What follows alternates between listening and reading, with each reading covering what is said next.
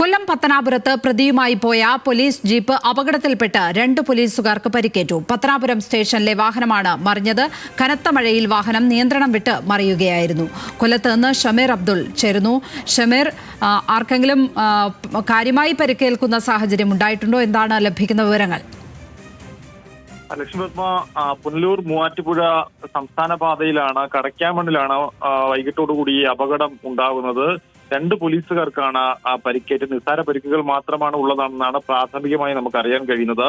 Pathanapuram police സ്റ്റേഷനിൽ നിന്നും POCSO case പ്രതിയെ പുനലൂർ കോടതിയിൽ ഹാജരാക്കാൻ പോകും വഴിയാണ് ഈ ജീപ്പ് നിയന്ത്രണം വിട്ട് മറിഞ്ഞത്. കനത്ത മഴയായതിനാൽ റോഡിന്റെ കാഴ്ച പൂർണ്ണമായും കാണാൻ കഴിയാത്തതാണ് ഈ വാഹനം മറിയാനുള്ള കാരണമെന്നാണ് അറിയുന്നത്. എന്തായാലും വാഹനത്തിന് വലിയ കേടുപാടുകൾ സംഭവിച്ചിട്ടുണ്ട്. ഷിബുമോൻ, നിഖിലാർ എന്നീ 2 പോലീസുകാരെ പത്തനാപുരം താലൂക്ക് ആശുപത്രിയിൽ പ്രവേശിപ്പിച്ചിട്ടുണ്ട്.